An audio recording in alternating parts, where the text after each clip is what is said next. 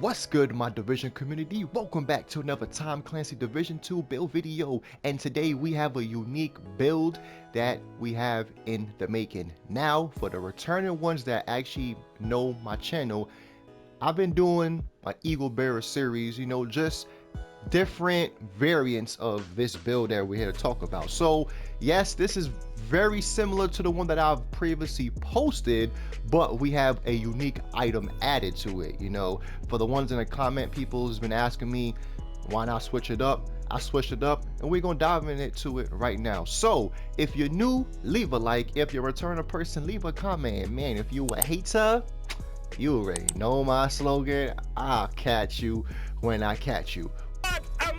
We're gonna have a quick one, so let's just dive into it real quick. So you see what we got here. We got the firewall specialization, right? For the ones that's been subscribed to this channel, y'all already know, because you already see the build, y'all already see what we got here. I'm always rocking the firewall specialization, and I'm gonna give you a little tips on why we're gonna use this firewall specialization. So you see we got 956.5k health, right? You already know the firewall is the only specialization in the game that gives you that health on kill, and it gives you that armor kit that gives you back that health and gives you back that 100% of that armor kit. Ain't nothing else in the game that give you that, so we're using this specialization. This is a health build for the players that's coming to this channel, and for the returning players that already know me, I make a stack of health builds, so this is another variant added to the list like I previously said. But if you don't want to use this specialization, you can use the gunner specialization, because this is probably the best PvE specialization, but it doesn't give you anything with no health on kill, but it do give you armor on kill. But if you could find a way, or if you could find a way to use this specialization to maintain this build, hey, you could do what you do. But right now, firewall specialization is still the go-to for this.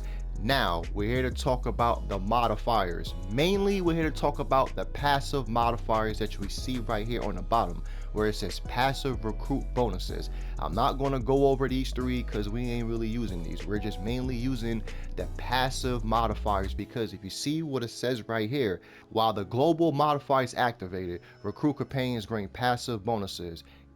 Even when no companion is spawned, these bonuses are doubled. That's why we don't have no companion with us, and that's why I was reading assault recruits 10 out of 10. We're basically getting 30% free damage, then we're getting 40% hazard protection, then we're getting 30% skill efficiency. We're just doubling it. So if you want to use your companion, he's not bad, but I've been playing without him. I don't really need him. It's best to get these extra buffs. So that's what we have for the modifiers activated right there. Next, we're going to talk about the brand sets. You see what we got: 2-piece Palisades. I'm always going to rock that Palisades because we getting that armor on kill and we getting that 60% health. Again, this is a health build. You already know what we're rocking. Y'all already know what time it is. Next, we got armor, health, critical hit damage, critical hit damage. Basically, on the 2-piece Palisades is the same thing. We got the Palisades chest piece, critical hit damage, critical hit chance, another critical hit chance mod in there, and we have obliterate for the talent. Critical hits increase total weapon damage by 1% for 10 seconds, stacks up to 20 times. So we getting insane more burst damage, and it just plays off the best of the best because we have a lot of damage built on this build. We got 1.4 million armor, and we're gonna still dive into what else we got. But you see, we got 3-piece Seska. With 3-piece Seska, the reason why we're 3-piece Seska is because we're getting that 90% health. 3-piece Seska gives you the highest health in this game. You see, we got 8% critical hit chance, 20% hazard protection on top of the 40, and then we got 10% with the watch. Come on, man. Come on, we're gonna go more into it. Next, we have the Seska holster, like what I previously said. We got health, critical hit damage on it. Next, we have the Seska glove, critical hit damage, critical hit chance, all reds. If you want to, you could put this to go up to more armor, but 1.4 for me is the sweet spot. But if you feel like you're too squishy, you could go up an extra armor core if you want to. Next, we have the new item that we put into this. So this is something new that I decided to put in, because in the previous build I had a Seska knee pad, but I just didn't have the turmoils. It's still the same brand set, so why not? So, and it's still getting the same crit damage and crit chance from the other knee pads, so I just threw this on to see what it was. So if you don't know, the turmoil knee pads, while dealing weapon damage to an enemy, 50% of the damage will be dealt to another enemy within 30 meters instead.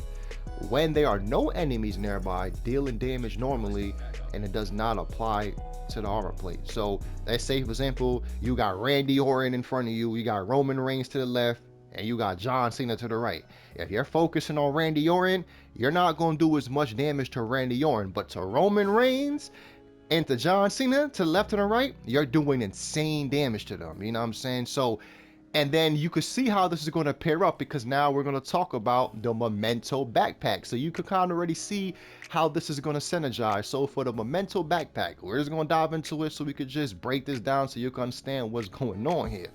15% weapon damage for the core, 170k armor. Basically, we get, you know, extra armor and basically cores. Free weapon core, free armor core, free skill tier, critical hit damage, kill confirms. Enemies you kill drop a trophy on death. Collecting trophies provide both short and long-term buff for the first of, which scales of the number of core attributes, which is equipped and lasts 10 seconds. So the more weapon cores you get, you 5% weapon damage. The more blue cores, it gives you 10% bonus armor, and the more yellow cores, we have 5% skill efficiency. And it says for every trophy collected, gain additional 1% weapon damage plus 1% skill efficiency and 0.1 armor regeneration for 300 seconds. Come on, guys. And maximum stacks is 30. So let's go back and dive into it. You got all these reds. You getting this extra blue core, and then you getting skill efficiency on top of the 30 skill efficiency that you already have from the modifier. And don't forget this one, you're getting that with armor regeneration. Come on, man. It's like you're tanky and you still do a decent amount of damage. And you have the turmoils, like how I said, if you're shooting one, you're basically killing multiple enemies in that area, so you're basically getting more trophy procs that you're basically gonna be able to see. And all you gotta do is pick it up and you're gonna be a tank. I'm telling you, trust me, don't knock it till you try it. Next, let's talk about the skills. We got a striker shield because it comes with a specialization. This striker shield works best because you get damage from this. So any enemy in front of the shield, you basically do more burst damage. So the more damage, the better. Then we have a defender drone. We have a tanky defender drone because we got high skill efficiency. But if you don't want to use a defender drone, you could actually use a fixer drone if you want to, just to get more regen and for the skill efficiency to actually kick in. But you could go with either, or you could go with a revival hive. You could go with either or. It's up to you. Let's talk about the most beautiful AR, and the reason why this build is a successor is because we have the EB. Y'all know I had to go cop that EB skin, bro. Trust me, y'all already know. But y'all already see what we got. 123.15k base damage, 850 RPM, 60 in the mag, 30 expertise. Trust me, this is going bananas. And we got 10% damage targets out of cover. And then we got Eagle Strike. Accuracy increases as you consistently fire up to 30. Headshot kills grant tenacity buff of 15 seconds. The strength of tenacity is increased by 1% for body shots and 5% for headshots. 40 to 80% of the damage taken delayed until the buff expires. All the total delay damage is reduced for each enemy killed while the buff is active to 100% for 3 kills. And then we got the mods, 15% critical hit chance, 30 weapon handling for 10, and 20% critical hit damage. Damn, this gun got some great ass mods. That's one thing I would say. But all you gotta do, guys, is just get tenacity proc. And tenacity with health just works so well if you can land your headshots.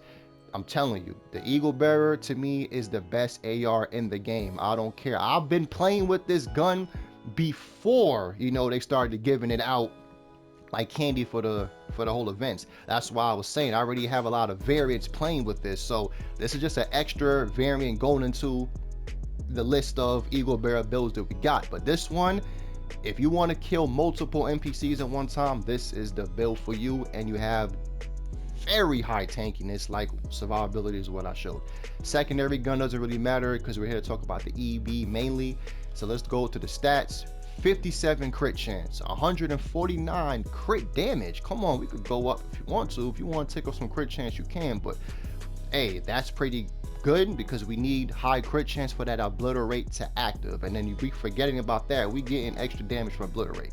You know what I'm saying? So trust me, guys, y'all know how I do with these builds, man. I would say don't knock it, try it out before you comment and say whatever, because I'm telling you, every EB build that I made, it's always A1 and always work for me, and I clear out legendary content. Y'all already know how I do. I ain't gonna post no BS if it ain't something that's gonna work. So for the ones that's been returning to this channel, y'all know how it is. And for the new people, if you're new, leave a like. If you're a returning person, leave a comment. And if you a hater, man, you already know my slogan.